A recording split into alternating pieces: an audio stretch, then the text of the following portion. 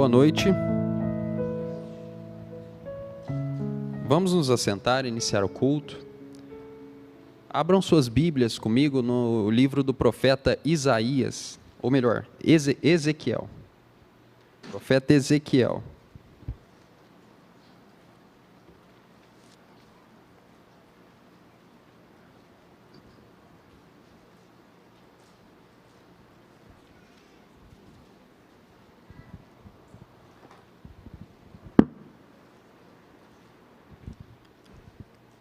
Livro do profeta Ezequiel, capítulo 37.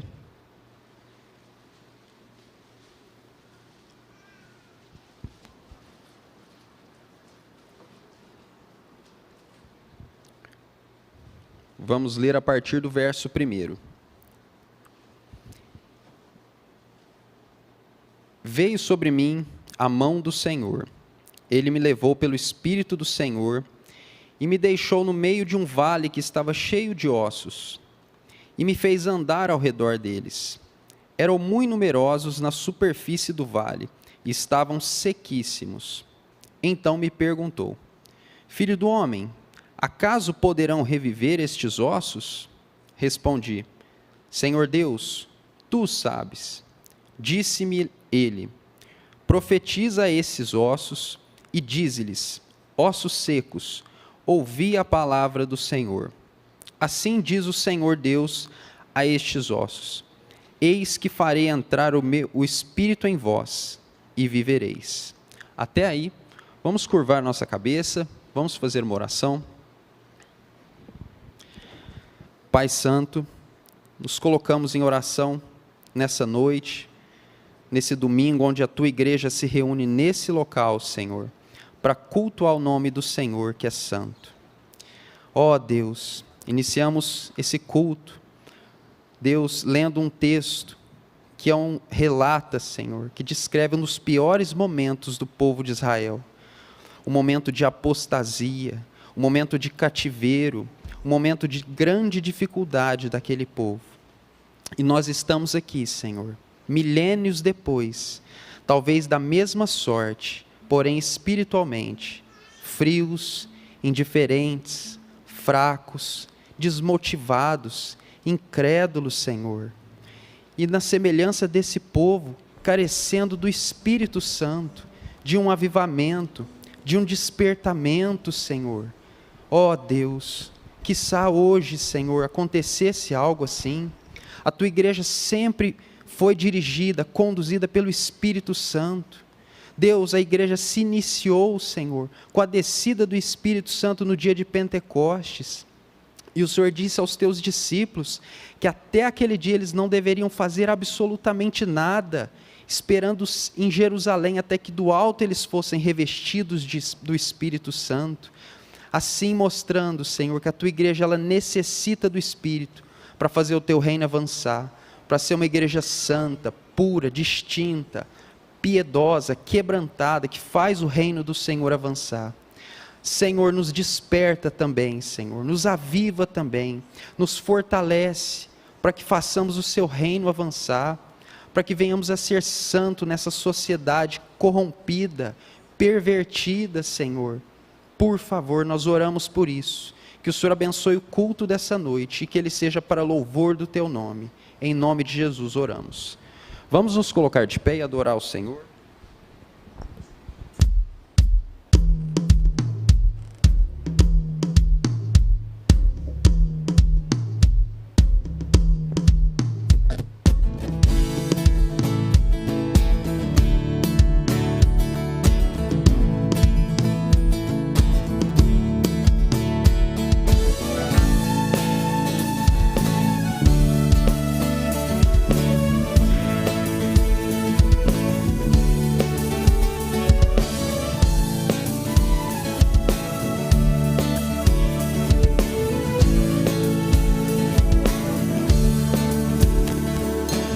Estes são dias de Elias, pregando a palavra de Deus.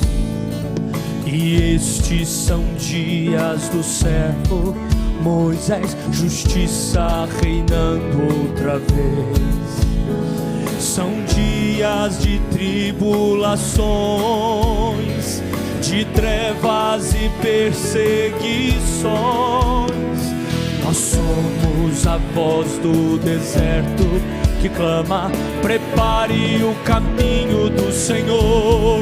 Ele vem, a trombeta soará, claro como o sol, nas nuvens voltará. Declare alto, este é o ano do perdão, de Sião virá a salvação.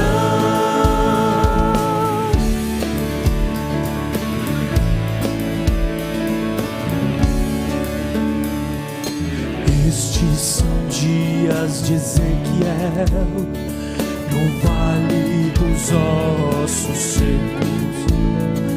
Estes são dias do servo Davi, restaurando a adoração. São dias de grande colheita, os campos brancos estão. Nós somos os trabalhadores da vinha, pregando a salvação. Ele vem, a trombeta soará, claro como o sol, nas nuvens voltará. Declare alto, este é o ano do perdão, de Sião virá a salvação. Ele vem, a trombeta soará, claro como o sol, nas nuvens voltará. Declare alto, este é o ano do perdão, de Sião virá a salvação. Ele vem, a trombeta soará, claro como o sol, nas nuvens voltará. Declare alto, este é o ano do perdão, de Sião virá a salvação.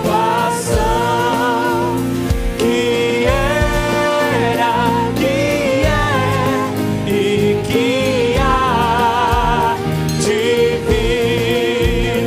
Que era, que é e que há de vir. Que era, que é e que há de vir. Que era, que é e que há de vir. Que era, que é e que há de vir, de vir.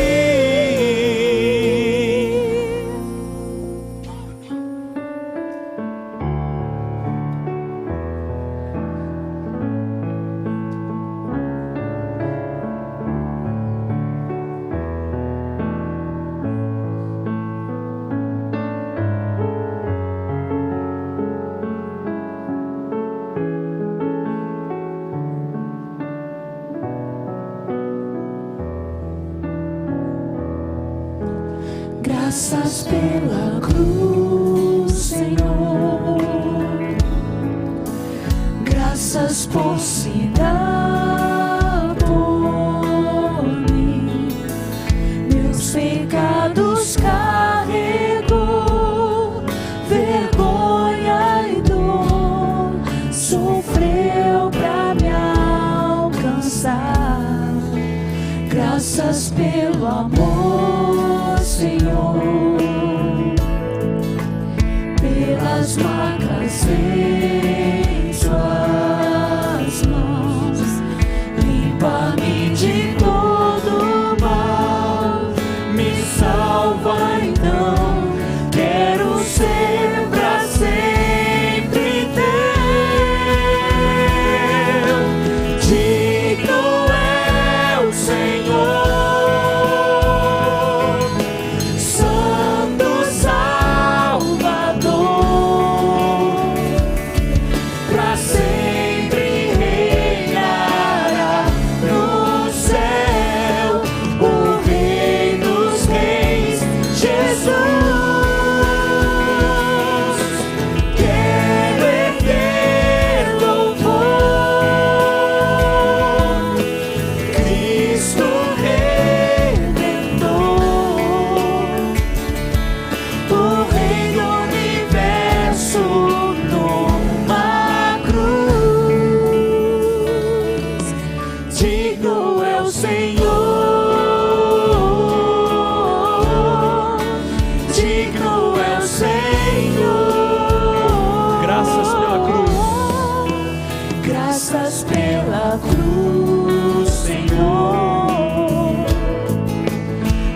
graças por se dar por mim, meus pecados carregou, vergonha e dor, sofreu pra me alcançar.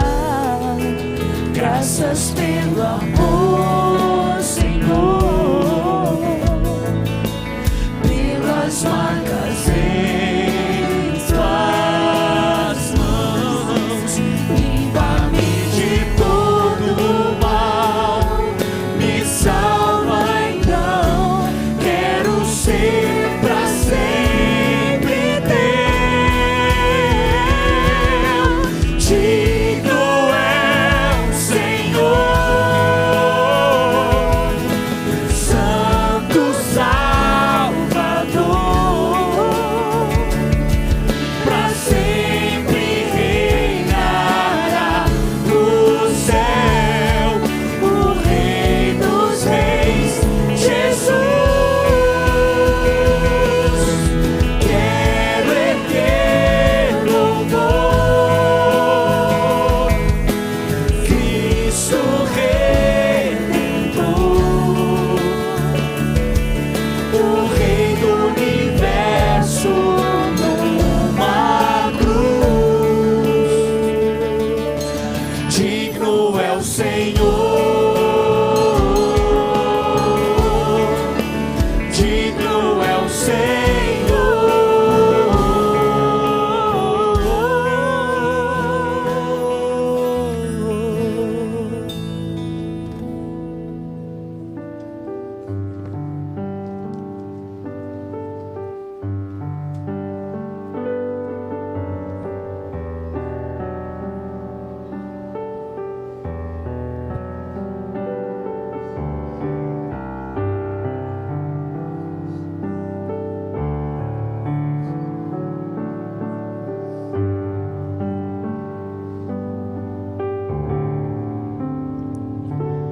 Quão grande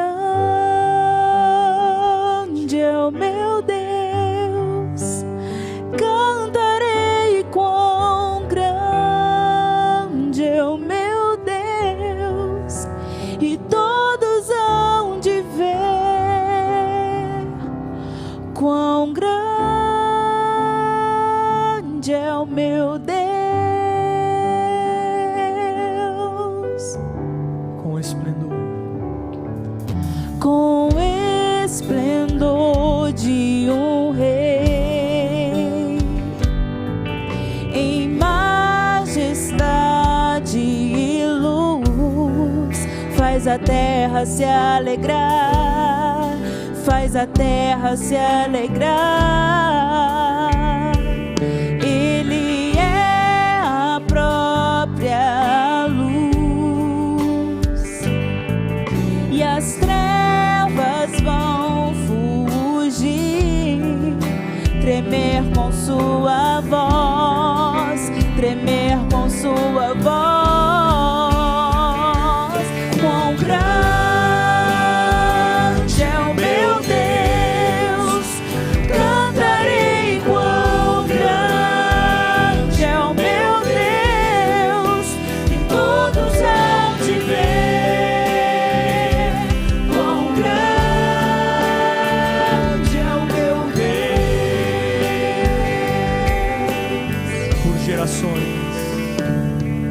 Por gerações Ele é.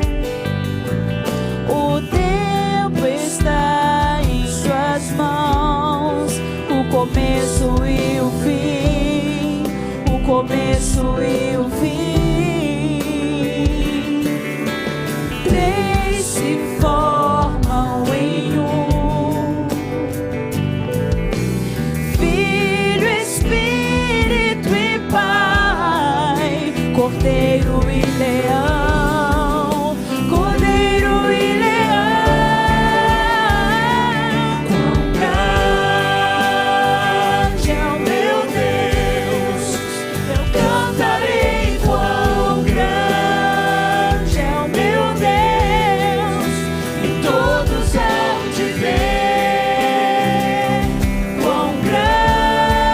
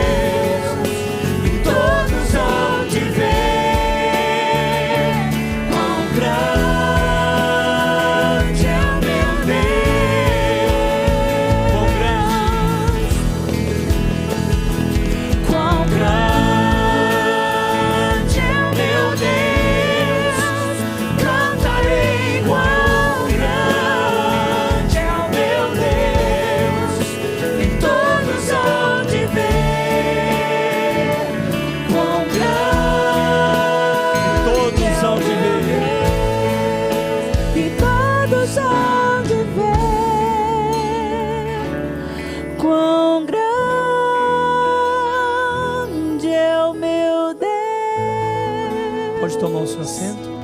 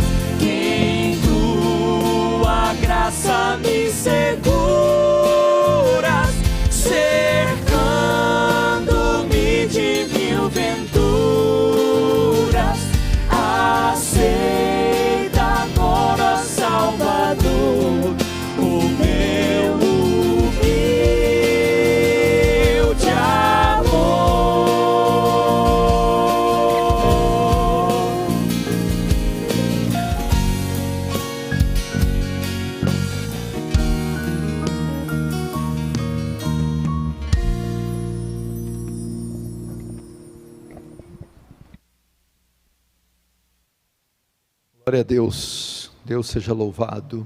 Agora o momento das contribuições. Quem for contribuir, pode pegar os envelopes e se dirigir até a frente, por favor.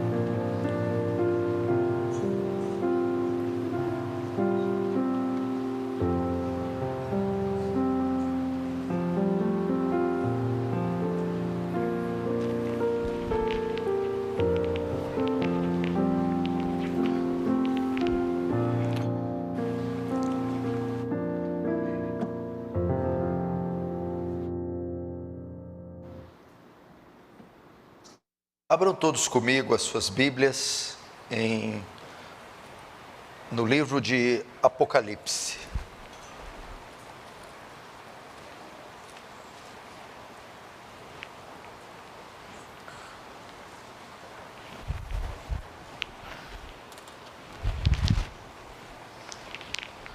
Apocalipse capítulo 3.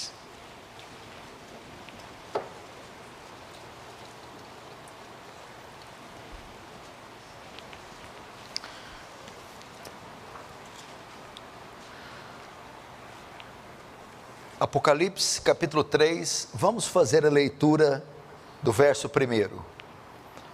Ao anjo da igreja em Sardes, escreve estas coisas, diz aquele que tem os 7 Espíritos de Deus e as 7 estrelas.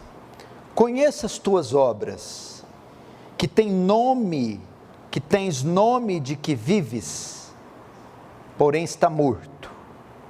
Sê vigilante e consolida o resto que está para morrer, porque não tenho achado íntegras as tuas obras na presença do meu Deus. Lembra-te, pois, do que tem recebido e ouvido, guarda-o e arrepende-te. Portanto, se não vigiares, virei como ladrão e não conhecerás de modo algum em que hora virei contra ti. Verso 4. Tens contudo em Sardes umas poucas pessoas que não contaminaram as suas vestiduras, e andarão de branco junto comigo, pois são dignas. Até aí, deixa aberto, não fecha, fecha apenas os olhos.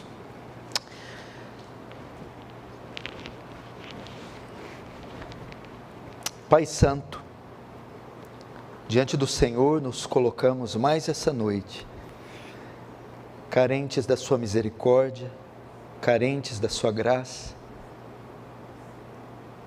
nos últimos tempos dessa era moderna, próximos ao fim, no limiar de acontecimentos mundiais, que marcarão toda a nossa geração.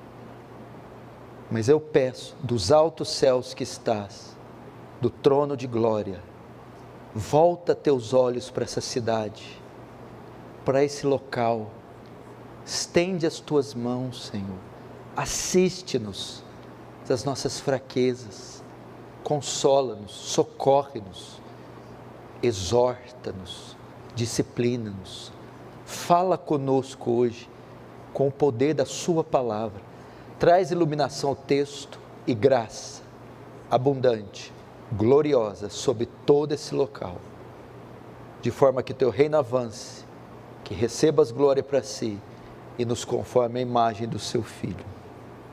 Amém.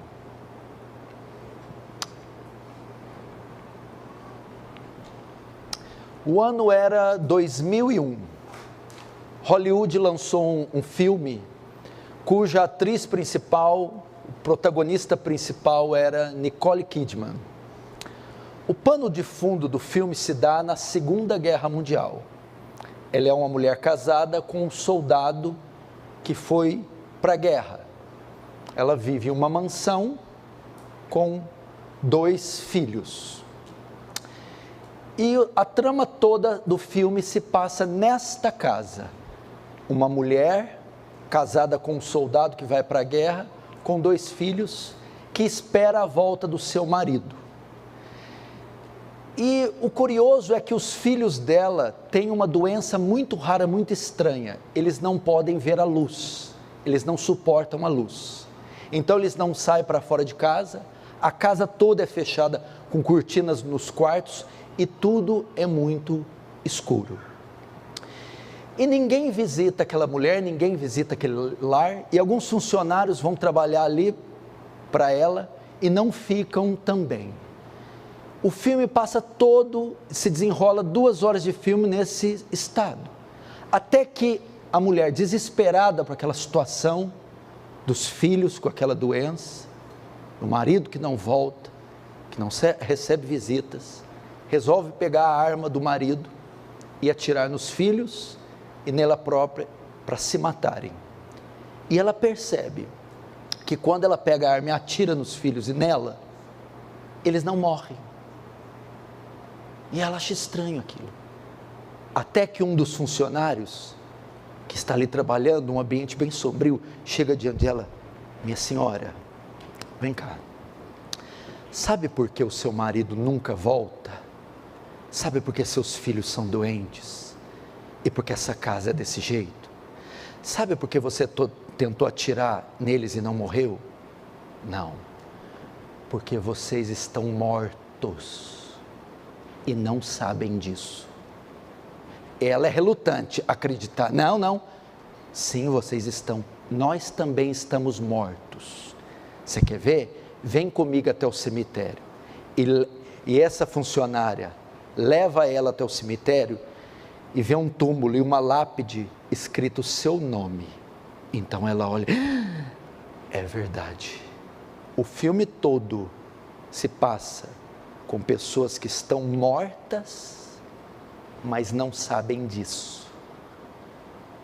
É sobre isso que eu vou pregar.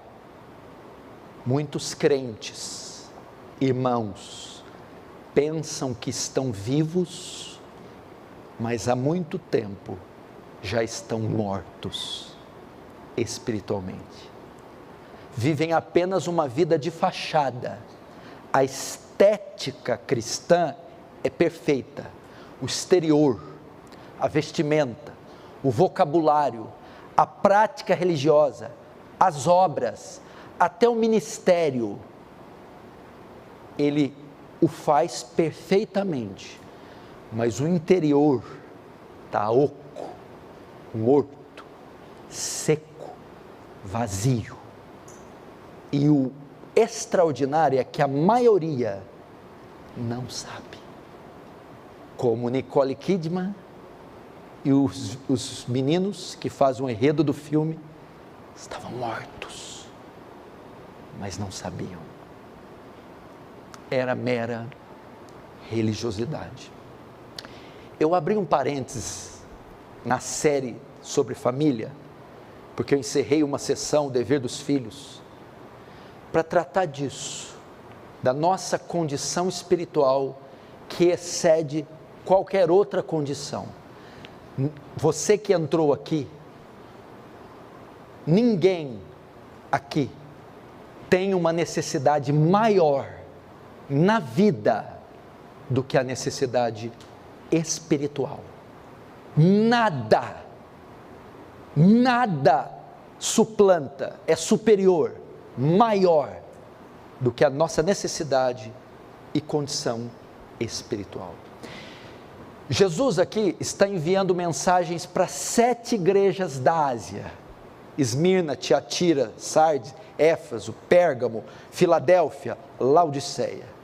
Cada uma dessas igrejas, ele faz uma avaliação e ele vê uma falha e a encoraja. O texto que eu li, ele está tratando de uma das 7 igrejas, a igreja de Sardes. E uma das coisas que ele vê na igreja de Sardes, a igreja de Sardes era conhecida por isso. Era uma igreja extremamente pomposa, rica, poderosa, influente, grande, que continha as suas atividades. Era uma igreja vigorosa nas suas atividades, uma igreja que fazia obras, atuante, pomposa, mas morta. Uma igreja que vivia de fachada, de crentes nominais, hipócrita, religiosa, litúrgica, dogmática, operosa, sim, mas o interior seco, oco, vazio, morto. A igreja de Éfeso é o retrato de boa parte das pessoas que estão sentadas aqui me vendo, de boa parte das pessoas que estão me assistindo agora pela internet.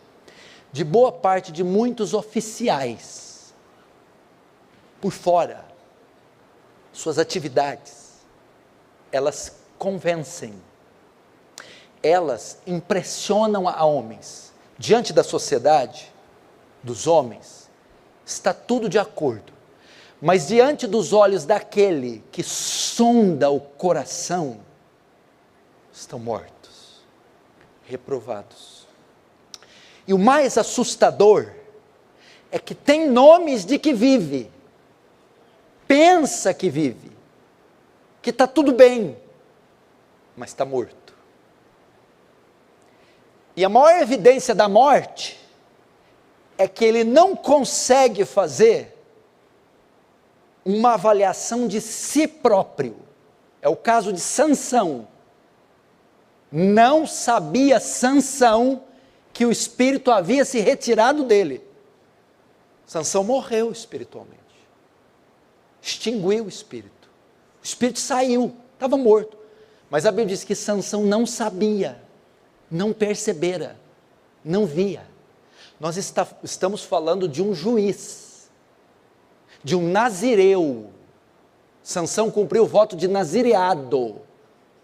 Sansão nasceu após uma cristofania, Cristo ter aparecido para os pais dele, para o pai dele Manoá, e dado a ele uma promessa, que ia nascer um homem cheio do Espírito Santo.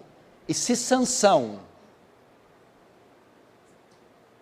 morreu espiritualmente, sem que ele soubesse, o que dirá de nós?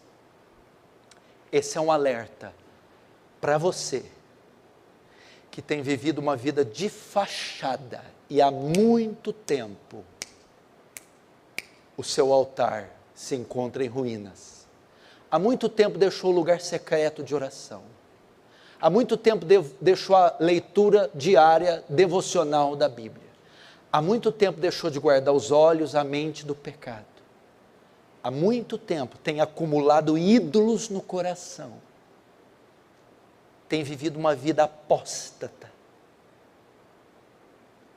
Tem vivido uma vida hipócrita. E por achar que tem a aprovação dos homens, porque muitas vezes eles aprovam, lembra de Samuel? Quando ele foi ungir um dos filhos de Davi rei, ele pensou que fosse Eliabe. Samuel. Eliabe. É Eliabe. Com certeza é Eliabe. Veja esse homem, veja o porte, veja. Aí Deus diz: não, Samuel, eu o tenho rejeitado. Talvez por ser aprovado pelos Samuéis, pensamos que estamos aprovados. Mas Deus, que faz uma avaliação intestinal em Sardes, diz: não, você está reprovado. E eu gostaria que, pela graça do Espírito de Deus, essa mensagem ajudasse você, primeiro, a identificar o problema, a morte espiritual, e segundo, pela graça de Deus, e só ela e não a outra, trouxesse você de volta à vida, ressuscitasse dos mortos.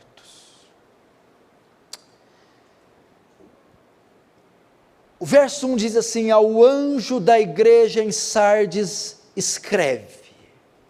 É uma mensagem direcionada à igreja daquela época, Sardes. Podemos substituir e dizer: ao anjo da igreja em Franca, escreve. Ou podemos minimizar mais ainda: ao irmão que está me ouvindo hoje, escreve. É uma palavra dirigida à igreja brasileira, é uma palavra dirigida à igreja francana, é uma palavra dirigida à igreja Aliança do Calvário, é uma palavra dirigida aos indivíduos que aqui estão, eu e você. Escreve, levante as antenas, fique atento. Segundo, Estas coisas diz aquele que tem os 7 Espíritos de Deus e as 7 estrelas. Quem é que está se pronunciando diante da igreja? Quem é que está se pronunciando diante do cristão individual? É aquele que tem os 7 Espíritos de Deus e as 7 estrelas. É o dono da igreja, é o Senhor da igreja, Cristo. A mensagem é dirigida de Cristo a mim e a você, essa noite. E ele diz, então Cristo agora vê a igreja, e ele se pronuncia diante da igreja, e ele diz, conheço as tuas obras, até aí. Qual é o pronunciamento? Cristo, ele vê, e ele faz uma avaliação da igreja de Sardes. Eu conheço as tuas obras. Cristo, ele está com os olhos voltados para nós. Ele está acompanhando a sua vida. Ele conhece você.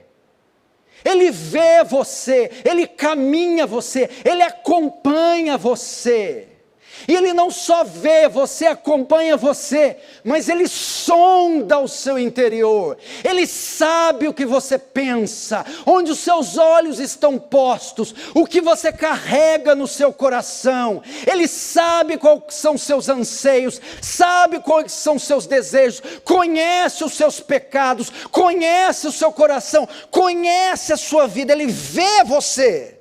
Ele sonda você, ele está com os olhos sobre você e diz, eu conheço as tuas obras. Os olhos de Deus estão sobre toda a terra, contemplando os bons e os maus. Nada está oculto a Deus, disse Hebreus, todas as coisas estão nuas e patentes diante daquele que temos que tratar.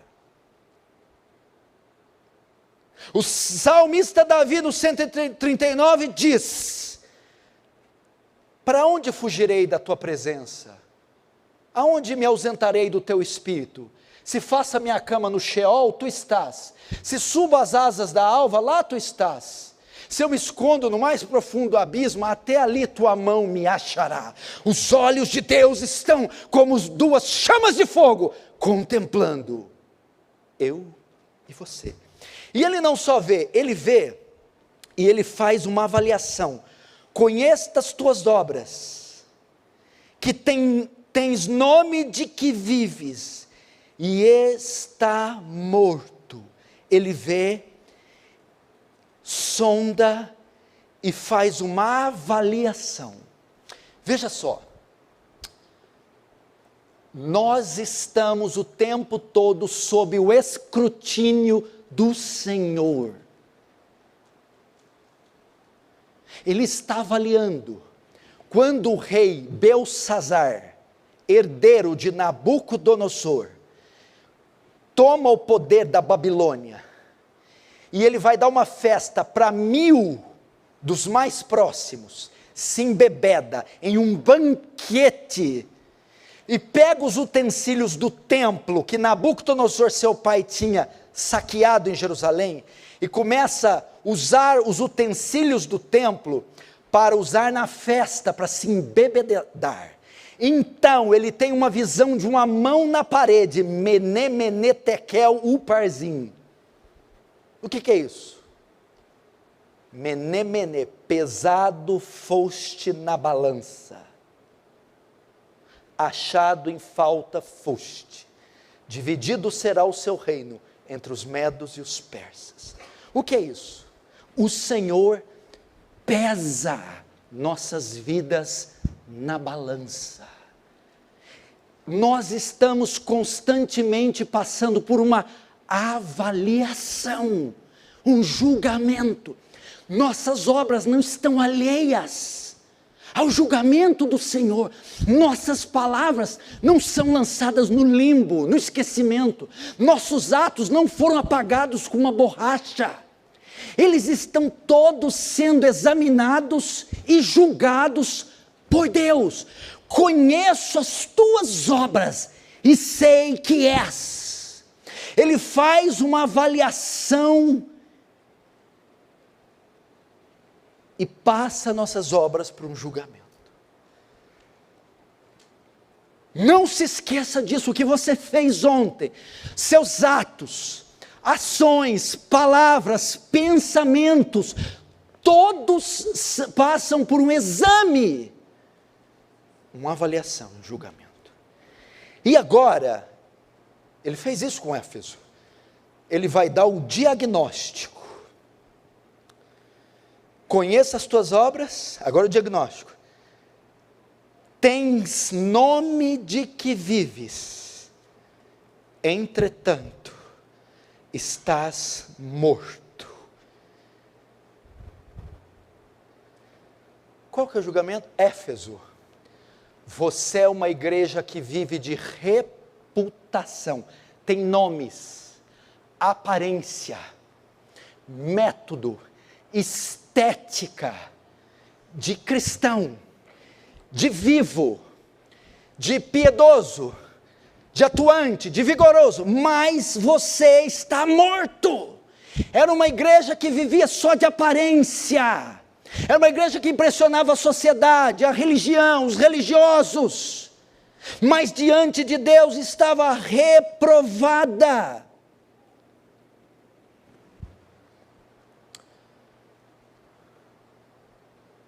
Qual é o diagnóstico que Deus fará? Qual é o diagnóstico, o seu diagnóstico, hora que Deus fazer uma avaliação de você essa noite? Ele percebeu que aquela igreja tinha estrutura, mas não tinha vida, conteúdo. Ele percebeu que o exterior daquela igreja estava perfeito, mas não havia nada dentro do interior. E eu temo que muitos de nós, depois de Deus fazer uma minuciosa avaliação, Ele diz: vocês não faltam aos cultos, cumprem com os votos da religião, têm os seus momentos litúrgicos, vocês convencem na sociedade que vivem que são cristãos, mas vocês estão mortos. Há muito que vocês não têm significância no mundo espiritual, há muito que vocês não impressionam a Deus, há muito que não exalam o bom perfume diante dEle. Esse foi o diagnóstico. Está tudo correto com a religiosidade, está tudo correto com a liturgia, está tudo correto com o vocabulário, está tudo correto com as obras, há operosidade, há intensidade, há cultos, mas é da boca para fora.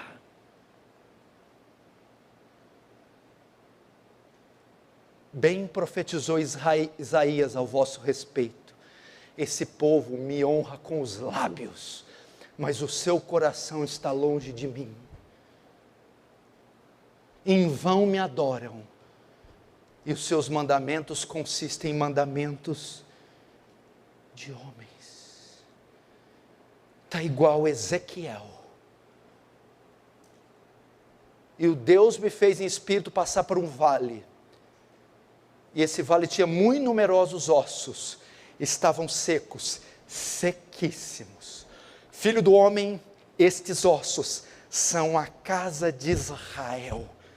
Quando ele fala do vale, todo o interior, toda a estética de Israel continuava perfeita, mas dentro do vale tinha uma multidão de carniça, ossos secos. Ou seja, Israel mantinha a sua aparência, mas o seu interior estava cheio de rapina, cheio de imundícia, morte. Isso pode estar acontecendo conosco essa noite. Paulo, escrevendo aos Tessalonicenses, diz: não extingais o espírito. Veja só, As obras continuam as mesmas. Paulo não fala com relação a elas, mas o que está dentro, o Espírito pode ser extinto, pode minguar, pode apagar de nós. O que aconteceu com a cidade de Éfeso?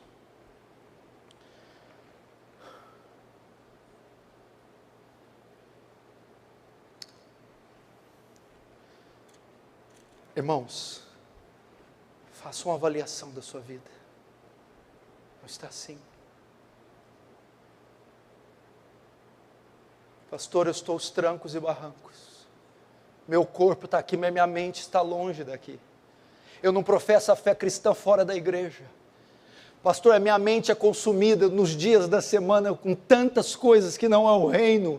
O meu coração está infestado de ídolos, de vaidades, de ambições, de cobiças, de lealdades. Há muito que eu me apartei do Senhor, o manancial de águas vivas, e cavei cisternas rotas que não retêm águas. Fui servir após outros deuses. O meu coração não pulsa mais de amor pelo Senhor. Está como em Samuel capítulo 2, foi-se a glória de Israel, e Cabode, foi extinto, perdi a alegria, o vigor, o entusiasmo, é um tédio servir a fé cristã, é um tédio ler a Bíblia, é um tédio orar, é um tédio fazer esses votos, o meu coração não se entusiasma no meio da semana. Eu sou um cristão, conhecido como um cristão, pratico obras de um cristão, mas o meu interior não é mais de um cristão. Morreu, só tenho o nome de que vivo. Agora, como Cristo sabia que Éfeso estava nesse estado? Como fazemos para saber que temos nome de quem vive, mas estamos mortos? Como fazemos para saber se fazemos parte da congregação dos mortos? É o tema da minha mensagem. Congregação dos mortos. O verso 2, veja só. A parte C. Não tenho achado íntegras as tuas obras na presença, presta atenção no adendo, na presença do meu Deus.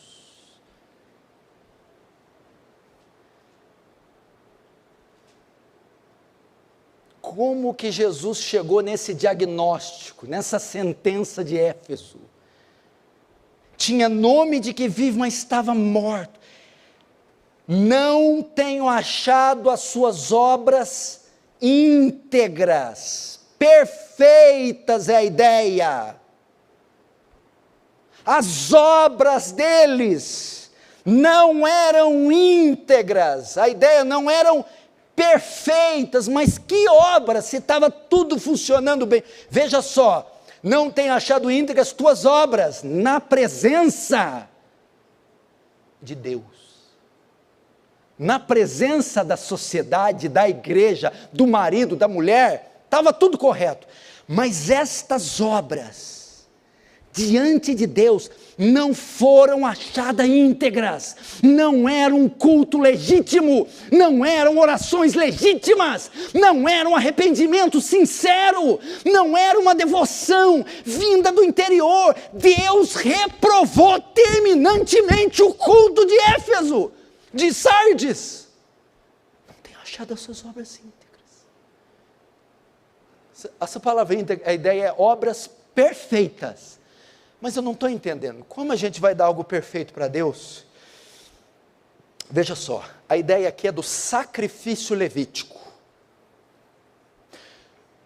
Deus ordenou um ritual de adoração que era feito através de sacrifício animal.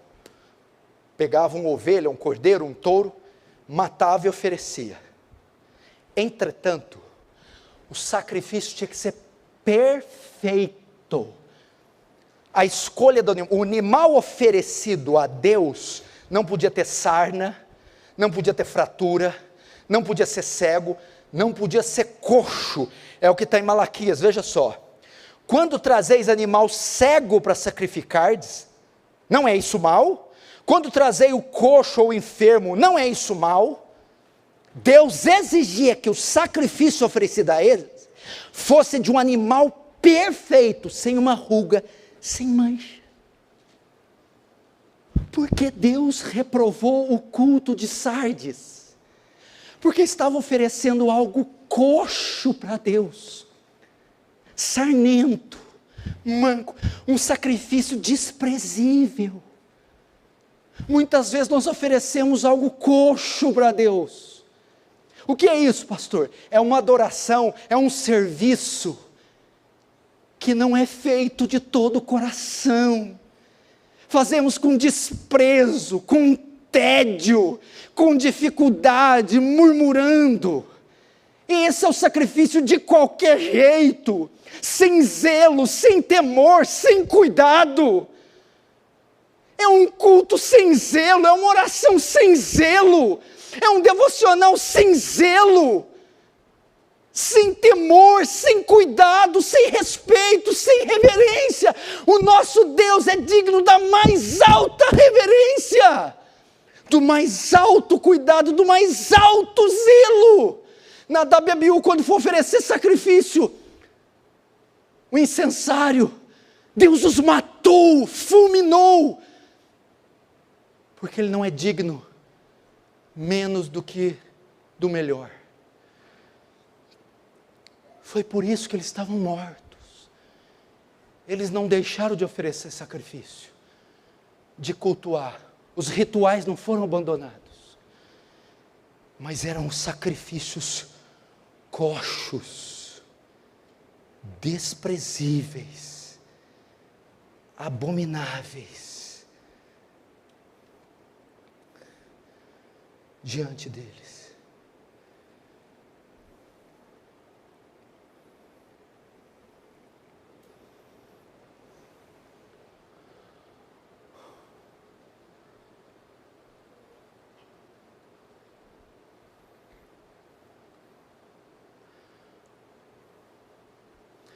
Não se precipite com o teu pé. Tome cuidado com o teu pé ao pisar na casa do Senhor.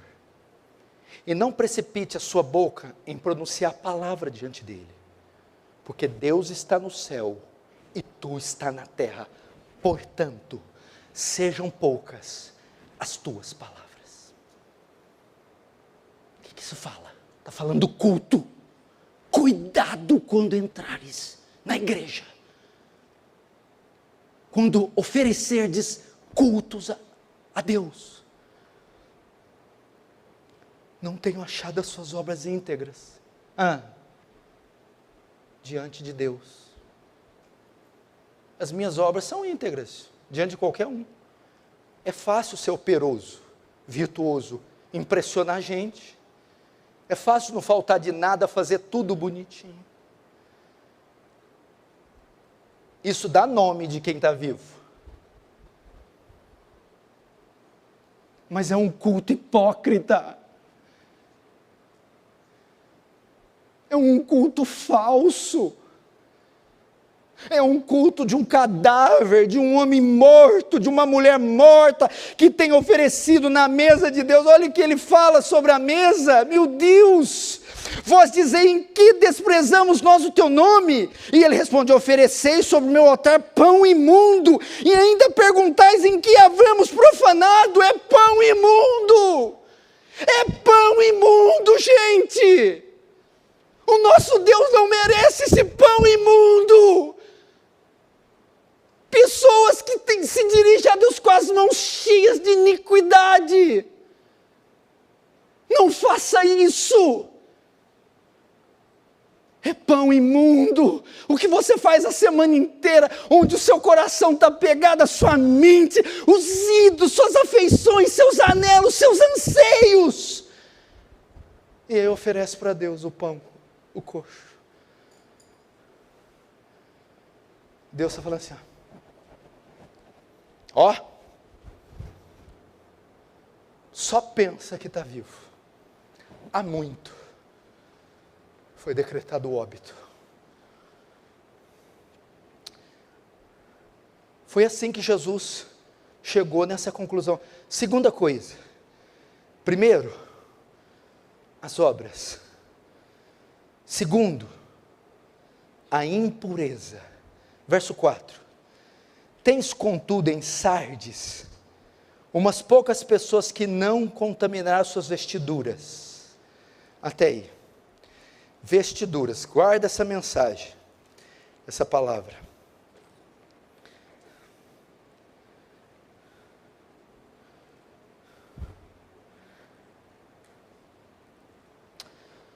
Olha o que ele fala aqui.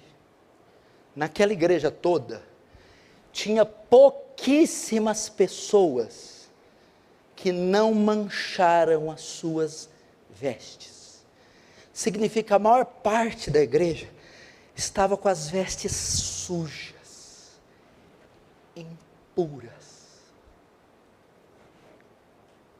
Por que tinha nome de morto, de vivo, mas estava morto?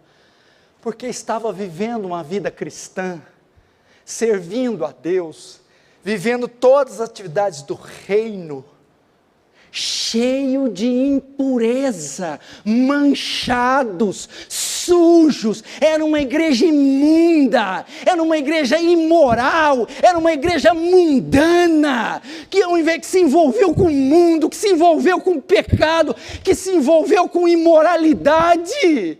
O que é de crente moral que eu tenho visto hoje, meu Deus? Eu aconselho gente, eu cuido de gente. 90% dos problemas são todos no campo da imoralidade, da cobiça, da lascívia, da prostituição, meu Deus, da pornografia. É uma imundícia, é uma pouca vergonha. Está achando que o glória a Deus e que o aleluia está fazendo alguma diferença, que cumpre certinho com os protocolos. Se vocês acham que Deus é idiota, que Deus é trouxa, eu não me lembro qual foi a última vez que Deus atentou para alguma obra, para alguma ação. Deus não se importa com ações, Deus se importa com intenções. É o interior. É a forma, não é a obra em si, é a forma com que eu dou a obra.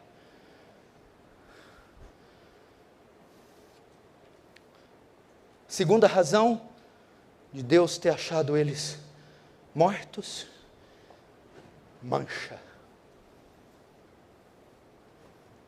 Você já viu hoje? A palavra pecado está saindo dos púlpitos. Tropeço, falha, fraqueza, equívoco. Não chame de equívoco o que Deus chama de pecado. É pecado. O nome disso é pecado, iniquidade, transgressão da lei, ofensa à glória de Deus. Não tem outro nome. É pecado. Mancha, sujeira, imundícia.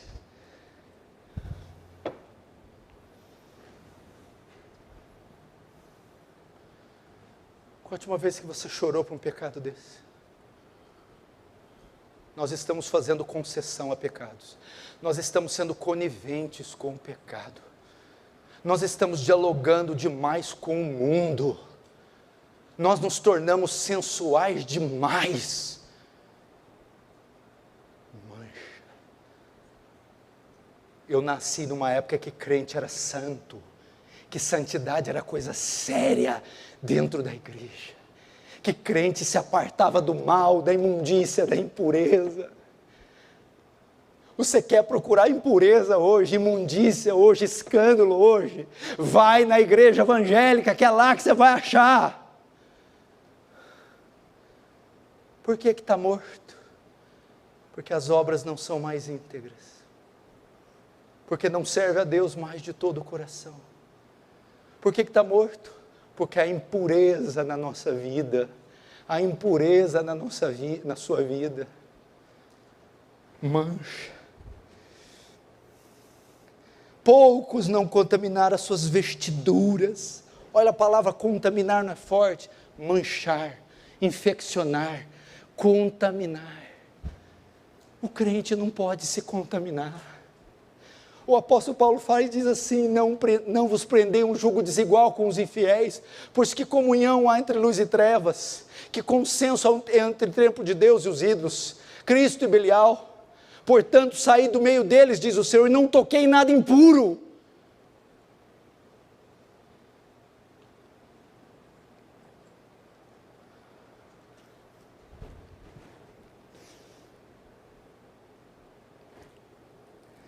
E agora, Cristo, Ele apresenta uma espécie de juízo com misericórdia. Ele vai, ao mesmo tempo que trazer uma esperança, Ele vai aumentar mais ainda o nível. Ele diz aqui no verso 2, ser vigilante e consolida o resto que estava para morrer. Ele está querendo dizer assim, ó, ele pega um corpo humano, quando o óbito é dado, quando a falência múltipla dos órgãos. Éfeso estava com quase todas as repartições mortas, até que Jesus disse assim, olha, tem algumas partezinhas que ainda não morreram, consolida, protege, guarda elas, porque elas estão prestes a morrer. O que o Senhor está dizendo? Você veio aqui hoje? Vim. Ouviu o louvor? Ouvi. Leu um versículo a semana? Acho que sim. Orou mesmo que em pensamento, 1/1000 de segundo? Sim. Significa que apesar do seu estado de inanição, de morte, há ainda 2, 3 areazinhas que estão vivas. Deus ainda preservou o seu bom senso, a sua coerência. Você ainda tem luz suficiente para avaliar o próprio estado e ver que está perdido. Não vê? Pelo menos o bom senso de reprovar a mim mesmo, eu não perdi. Pelo menos a capacidade de ver o estado que eu estou, eu ainda tenho. Pelo menos um fio, uma fita DNA de temor restou. Senão nem aqui você estaria. Teria se apostatado de vez. Estaria servindo o diabo, virado um ateu, não é isso? O fato de você estar aqui é que restou uma coerência, um bom senso, um fio de temor. Há partes vivas em você ainda. Não há. Não importa o jeito que você... Pastor, eu entrei aqui só o pó. Eu entrei aqui, eu estou no último do último estágio. Eu estou prestes à perdição. Mas se você veio até aqui, se dispôs a ouvir essa mensagem, há partes vivas ainda. Quais são? Bom senso, coerência, discernimento, temor. Aí o que Jesus está dizendo assim? Ó, consolida, guarda. Presta atenção. Deixa eu tentar falar isso direito. Eu sei que não é todo mundo, acho que é a grande maioria, mas eu tenho absoluta certeza que eu estou descrevendo com precisão a vida de alguns que estão aqui. Pastor, eu estou neste estado para baixo, exatamente nesse estado. Sim, mas o fato de você estar reservando 50 minutos para dar ouvido a mim e se dirigir aqui, é porque mesmo nesse estado de óbito, ainda há umas coisas vivas. Aí o que Cristo está dizendo? Pegue essas pequenas coisas, guarda, preserva, antes que todo o corpo morra. Antes que não há mais salvação e haja uma apostasia total e um óbito pleno, ainda há esperança. isso que ele está dizendo.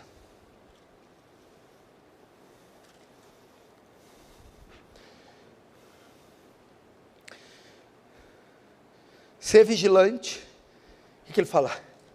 Alerta, a palavra. Vigia, esteja em alerta. O que é isso? Ele está querendo dizer aqui? No ser vigilante. Tenha discernimento. Seja inteligente. Esteja em alerta. O quê? Como assim?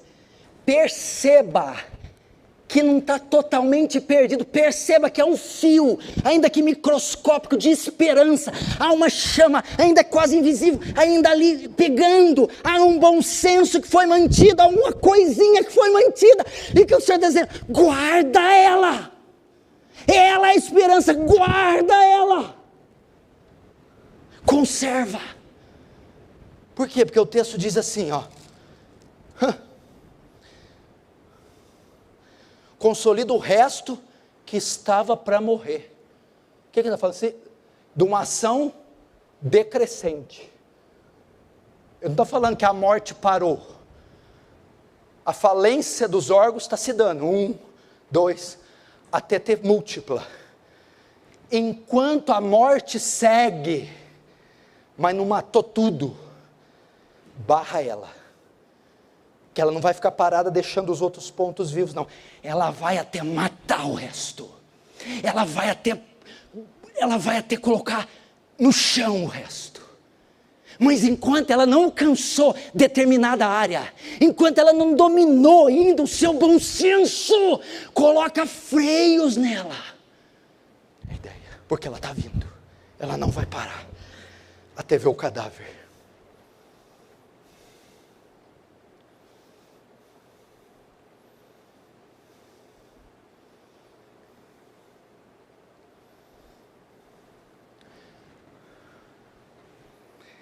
Essa palavra que eu estou pregando, não é porque eu estou imune a ela, sou melhor, maior que vocês, é apenas que foi me dada esta posição de comunicar uma mensagem da qual eu estou tão sujeito quanto você, aquele que está de pé, meu Deus do céu, cuide para que não caia, olhe para que não caia. Estamos sujeitos à queda.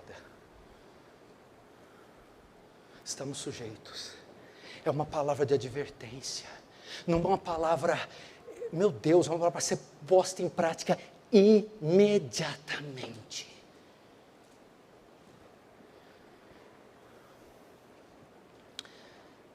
Agora, qual a forma de trazer dos mortos aquele que tem nome de vivo, mas está morto? Qual a maneira de ressuscitar esse obreiro, pastor, irmão, que há muito morreu, está morto? Tens nome de que vive, mas está morto. E até a mensagem não sabia que estava morto. Como trazer a vida? Como ressuscitar? Como romper os grilhões da morte e voltar novamente ao vigor, ao amor, à piedade, à emoção, à simplicidade, à bondade, à humildade, o temor, o quebrantamento. Como voltar, pastor, ter chama nos olhos. Como voltar, ser vigoroso. Como? Como voltar? Jesus nos apresenta a forma para ressuscitar, para voltar à vida. Verso 3. Lembra-te, pois, do que tem recebido e ouvido, guarda-o e arrepende-te. Primeiro, lembra-te. Qual é a forma de ressuscitar? Ele está dizendo assim, ei, vocês não chegaram aqui por acaso, vocês não caíram aqui de paraquedas. Houve um processo para trazer vocês aqui, houve uma obra, houve um milagre, algo aconteceu, céus e terra se moveram. Ele diz, lembra-te, tragam à memória um fato. O que recebeste, fato, Tragam à memória o quê? Lembram-se da sua conversão. Como foi aquele dia? Lembra o dia que Deus te chamou para essa graça, que passou você da morte para a vida, o dia que tocou você, encheu você, visitou você. Como foi? Foi isso que você está vivendo hoje? Seguramente não. Lembra quando o seu coração foi alcançado e explodiu de emoção, explodiu de temor, de quebrantamento, de alegria? Lembra-te do que recebeste. Traz à memória o dia da sua estrada de Damasco, o dia que você desceu as águas, o dia que o Espírito Santo te visitou. Traz à memória o dia que você passou do império das trevas para o reino do Filho do seu amor, da morte para a vida. Lembra-te, foi um fato pequeno? Foi burocrático? Foi um fato irrelevante? Lembra como é que foi aqueles seus primeiros meses? Lembra-te do que recebeste. E o termo diz, lembra-te do que ouviste, tem recebido e tem ouvido. O que Jesus está querendo dizer para os crentes de Sardes? Meu Deus, lembrem-se do Evangelho, lembrem-se da palavra que foi pregada, lembrem-se que o apóstolo João foi um dos que passou até aí e anunciou a palavra de Deus a você. O Senhor está dizendo, lembre-se dos sermões que vocês já ouviram, lembre-se dos cultos que vocês já participaram, lembre-se dos livros que vocês já leram, lembrem-se. Quantas pregações vocês não ouviram, quantos sermões vocês não escutaram, quantos livros vocês não leram, quantas páginas da Bíblia. Lembrem-se, lembrem-se, lembrem-se. Isso que está dizendo. Lembre-se da conversão, lembre-se da Escritura, lembre-se do Evangelho.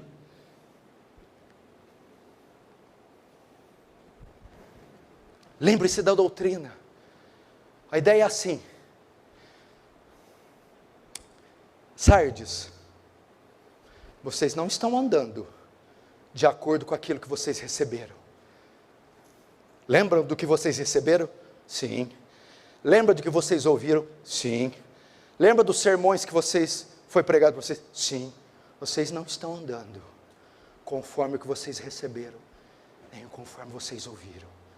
Lembre-se, lembre-se dos sermões poderosos, lembre-se das doutrinas, lembre-se dos atributos de Deus, lembre-se da cristologia, lembre-se da pneumatologia, lembrem-se da escatologia, lembre-se dos dias que o Paul Washer esteve aqui, lembre-se dos sermões de John MacArthur, do Steve Lawson, lembre-se dos sermões de Augusto Nicodemos, lembre-se das pregações, lembre-se dos textos, lembre-se dos livros, lembre-se, meu irmão, da vitalidade da Escritura, lembre-se de como ela define um cristão, lembre-se da piedade, lembre-se do primeiro amor, lembrem-se, trago em memória. E agora o principal, que era o que eles não estavam fazendo, o texto, 2 verbos, lembrar, receber, ouvir, 3 verbos. Agora o 4, guardar, guarda-o, guarda-o. Esse é o problema, Paulinho. Se eu parasse aqui, você ia...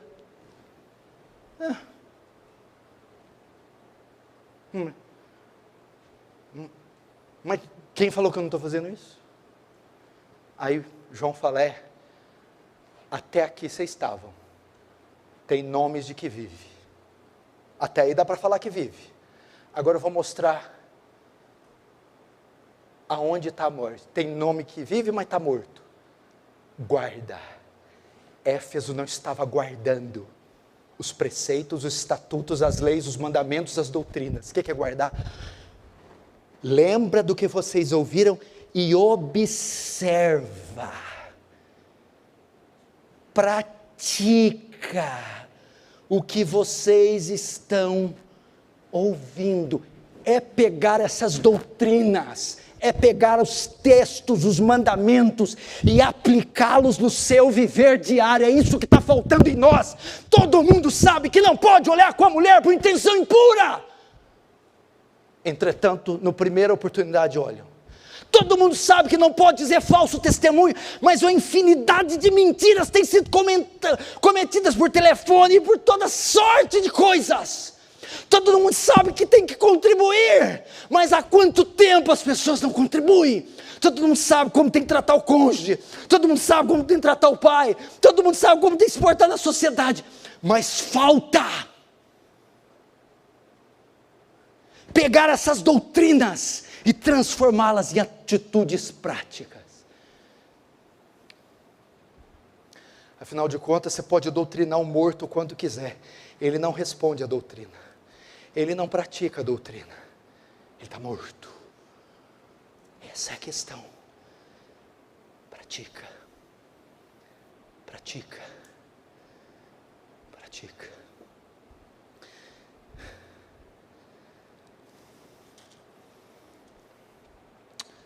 Quantos estão entendendo? Diz amém. Lembra-te, lembrar, ouvir, guardar.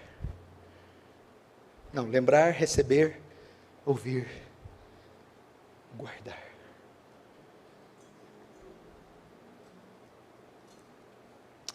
E último, arrepende-te. Arrepende-te.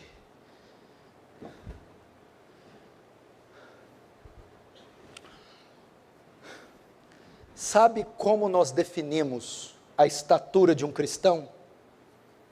Escute isso aqui. Sabe como nós definimos a estatura de um cristão?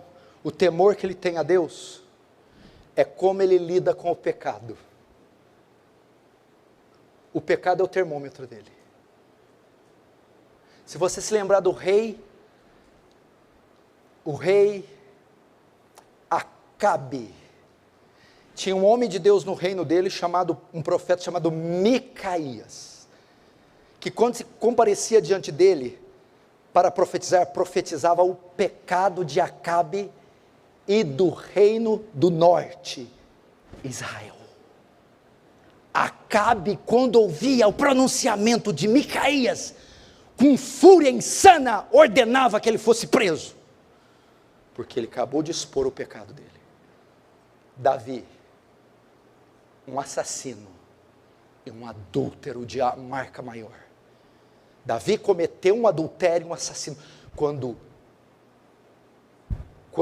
o profeta Natã se apresenta diante dele, diz a parábola da ovelhinha: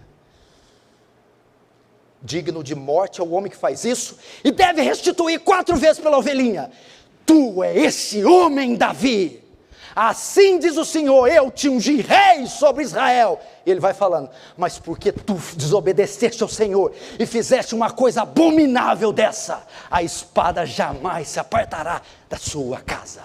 Sabe o que Davi fez? Diferente de Acabe, prostrou-se em terra e disse: pequei contra o céu e contra o Senhor. A postura de Davi diante de um pecado, ela aquilatava o valor de Davi diante de Deus, media o valor espiritual de um homem. Quando o texto disse arrepende-te, é você ter culhão, é você ter, meu irmão, é você ter humildade o suficiente para dizer: eu pequei. É se arrepender, é reconhecer. O que ele está dando a ideia aqui é que, quer dizer, se eu não fizer nada é pecado? É pecado. Leonardo Ravenhill diz: sabe o que você precisa fazer para ir para o inferno? Nada. Cruza os braços. Arrepende-te da frieza espiritual, arrepende-te do descaso, arrepende do sacrifício coxo, arrepende das manchas, arrepende-se de ter decidido viver essa vida morta, religiosa, litúrgica. Arrepende-te. Essa é a ideia. Arrependimento. Ou seja, reconheça o seu pecado, reconheça o quão grave é o seu pecado, reconheça que o tem cometido e se arrependa dele. É isso que ele fala, metanoia, arrepende-te. Para não ficar muito abstrato isso aqui, É tão fácil o crente ele é o Mr. M, ele é o canivete suíço. O crente, se lutasse jiu-jitsu, não perdia para ninguém. Ele tem saída para tudo. Arrepender, pastor? É para arrepender? Eu arrependo, pastor. Arrependimento não é um ato, é um estado. Arrependimento não é um sentimento, é um estado, ou seja, não é um ato. Um ato, eu arrependo daquilo que eu fiz ontem. Um estado, eu vivo em constante arrependimento. Arrependimento não é arrepender de ter fumado ontem, de ter roubado ontem. Arrepender é o estado permanente de quem não rouba, de quem não fuma, de quem não adultera. Isso é arrependimento. É viver um novo estilo de vida. É decidir aniquilar esse hábito para sempre. É decidir abrir mão dessa vida para sempre. Isso é arrependimento. Não é de um ato. É de um estilo de vida. É de um estado. E aqui ele dá as consequências. Se eu não me arrepender. Verso 14. Não. Verso 3. Lembra-te, pois, do que tem recebido e ouvido, guarda-o, arrepende-te. Porquanto, se não vigiares, virei como ladrão, e não conhecerás de modo algum em que hora virei contra ti.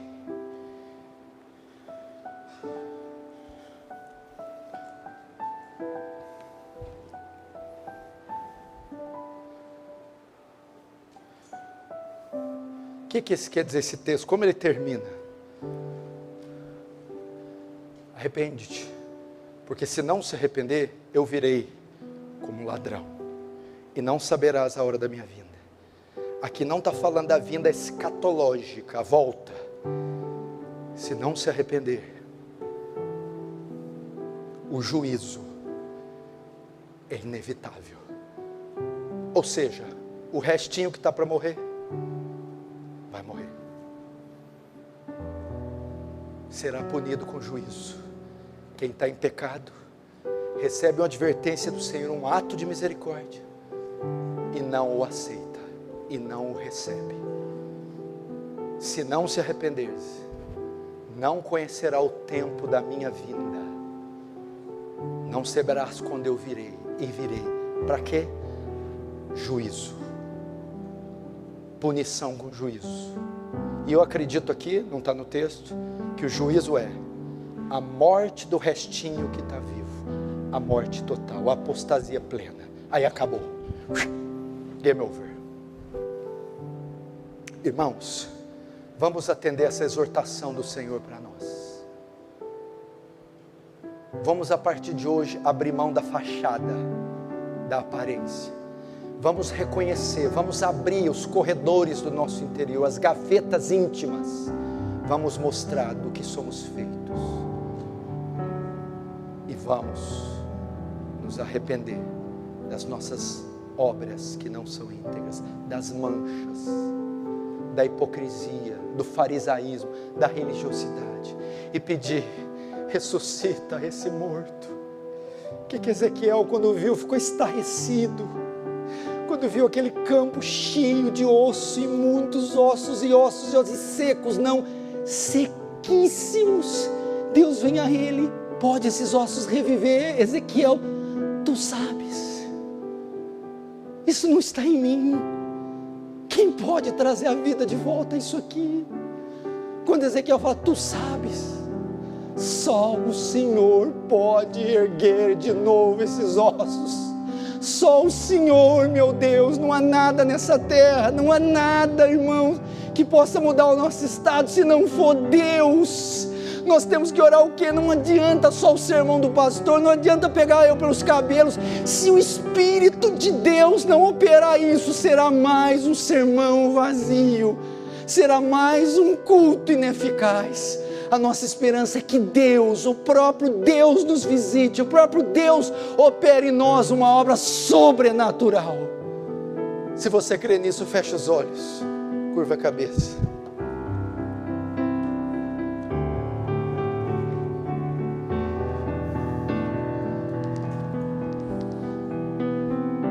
Fale com Deus e pergunte para Ele assim: Senhor, pode esse osso reviver? Senhor, pode esses ossos reviverem? Pergunta para Ele.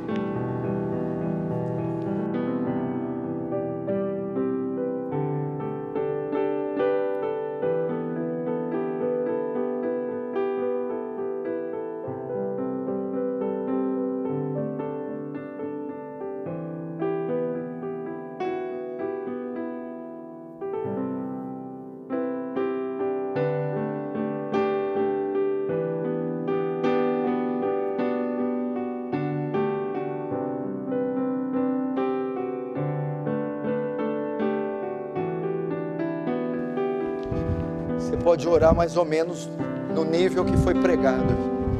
Você pode clamar a Deus. Se a sua vida depende do que foi dito, então ore, clame,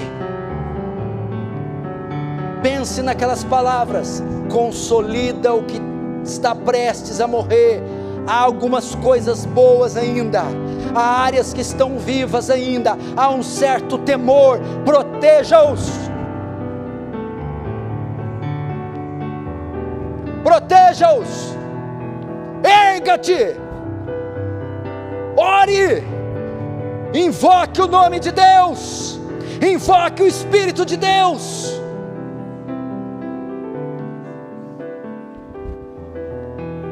Seja homem o suficiente para admitir o seu estado. Mulher, eu pensava que estava vivo, mas estou morto. Morto, morto, morto.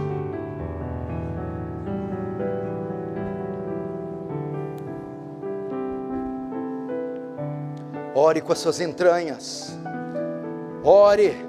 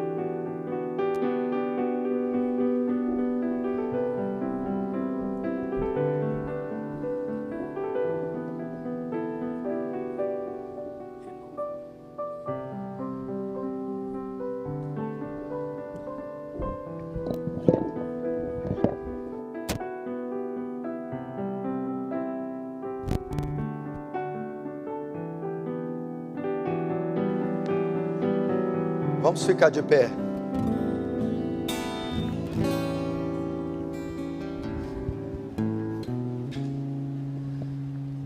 Renova-me, Senhor Jesus. Já não quero ser o mesmo. Renova-me, Senhor Jesus. Põe em mim teu coração, porque tudo que há dentro de mim. Necessita ser mudado, Senhor, porque tudo que há dentro do meu coração necessita mais de ti. Redor